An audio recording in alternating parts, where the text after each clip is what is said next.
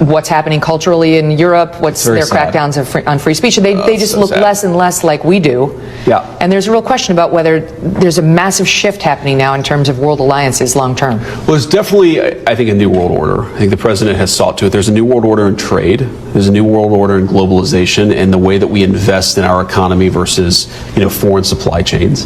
There's a new world order, and the president is willing to shake up some old alliance structures.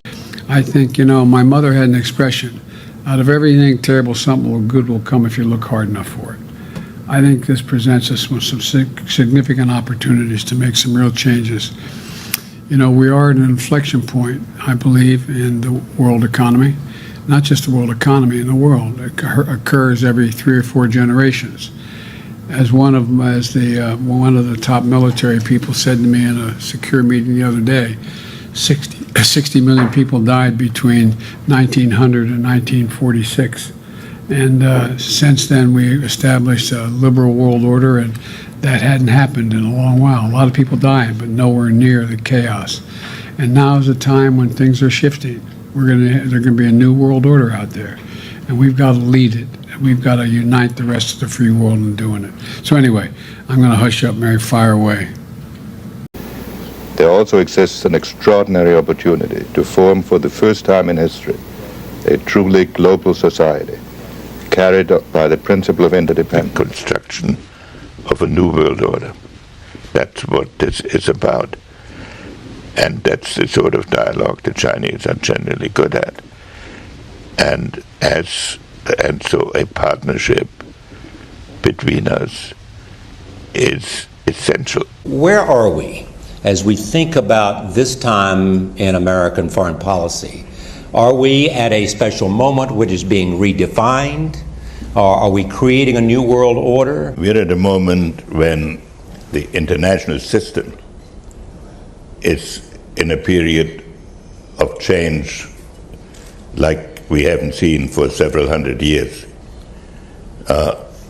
In some parts of the world, the nation state on which the existing international system was based is either giving up its traditional aspects, like in Europe, or as in the Middle East, there's a need for a new world order, but it has different characteristics in different parts of the world. We have to bring about, together with other countries, a different consciousness of what a world order is. When you talk about a new structure, I'm not sure you've used the term new world order. I mean, what is it? Is it simply a world order that's defined by new interest? You start by converting the whole world to our political philosophy. I don't think that can be done in 1 or 2 terms of an administration. That's a historic process. The United States is in a key position to shape this so that the problem of the Bush presidency will be the emergence of a new international order. Within the next 4 years, we will see the emergence of a new international order. The beginning of a new international order. Of its founders. We have before us the opportunity to forge for ourselves and for future generations a new world order, a world where the rule of law, not the law of the jungle, governs the conduct of nations. When we are successful, and we will be, we have a real chance at this new world order, an order in which a credible United Nations can use its peacekeeping role to fulfill the promise and vision of the UN's founders. The first is that Europe can no longer be a custodian of the old world order. For a world that has gone and will not return. We will always defend and uphold the rules-based system that we helped to build with our allies. But we can no longer rely on it as the only way to defend our interests, or assume its rules will shelter us from the complex threat that we face. So we need to build our own European path and find new ways of cooperating with partners. The second is that we need a clear-eyed, hard look at our foreign policy in today's world, both in how it is designed and how it is deployed. We urgently need to reflect on whether our doctrine, our institutions, and our decision-making, all designed in a post-war world of stability and multilateralism, have kept pace with the speed of change around us.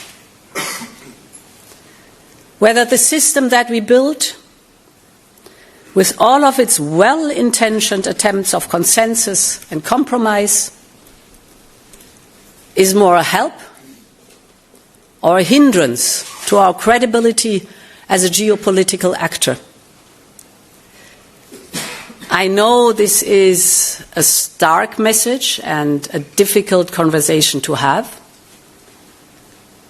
but I also know that many of you have felt this tension in your everyday work.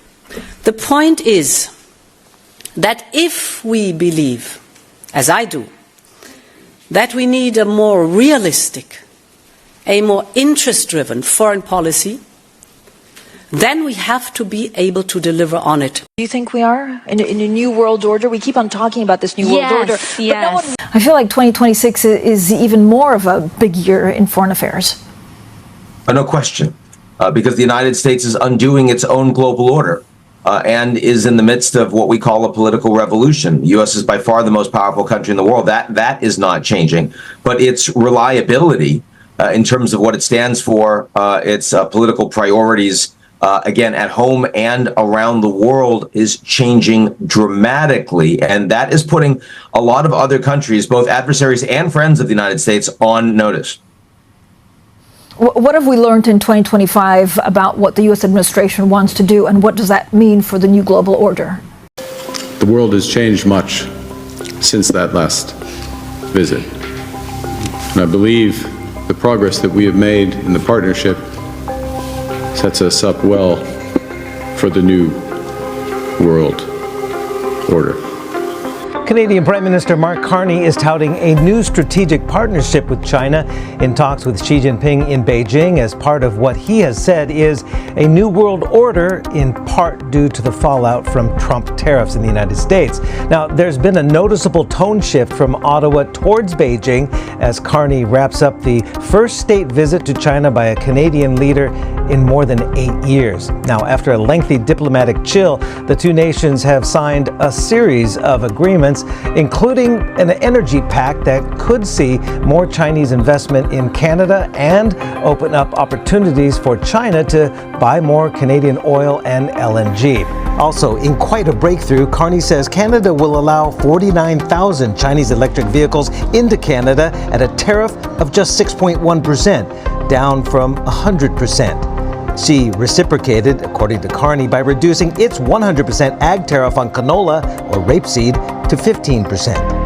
Xi Jinping hailed the talks as having achieved positive results.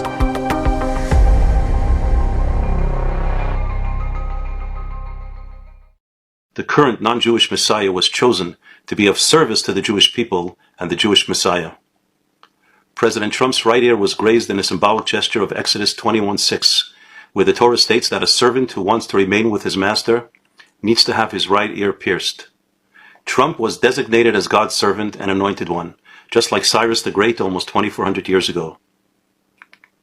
We have clarified in several videos that the absolute deadline for the redemption is by the end of the Jewish year 5787, which corresponds to October 2nd, 2027, 1,167 days from today.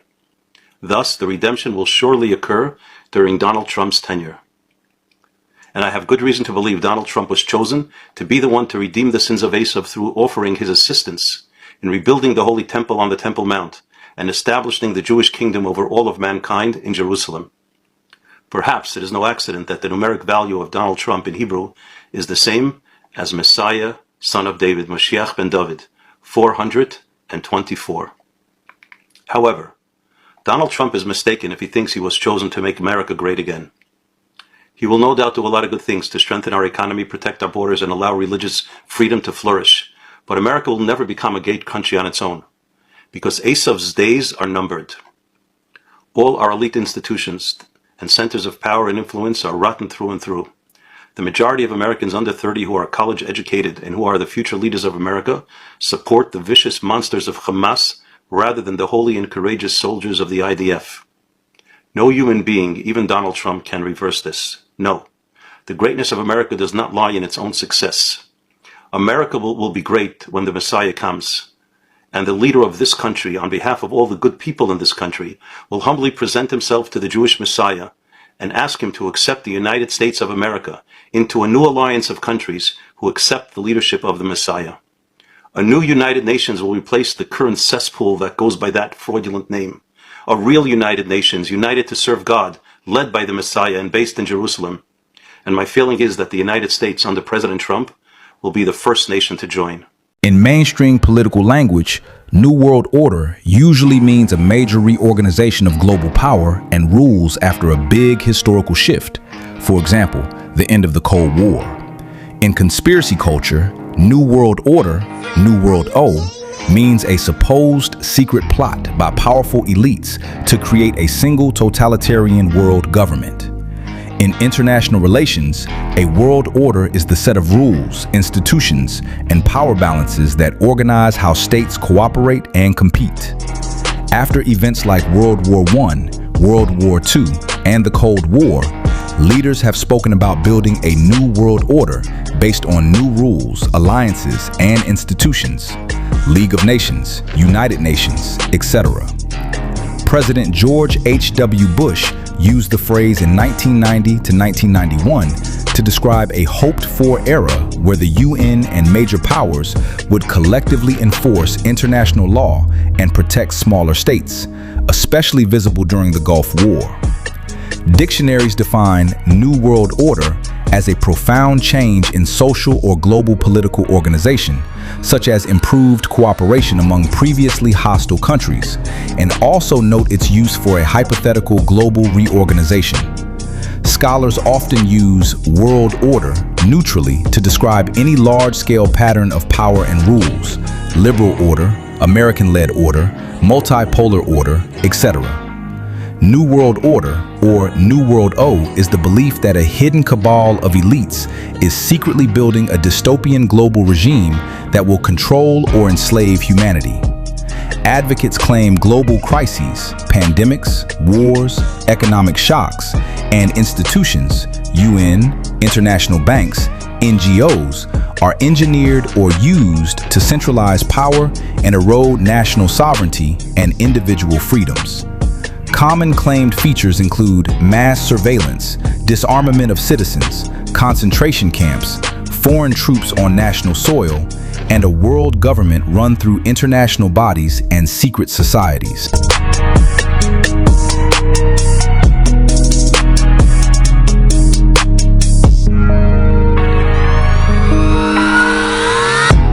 What do you think the secret to life is? The secret? Ain't no secret. Stop being disobedient to the Almighty. Period.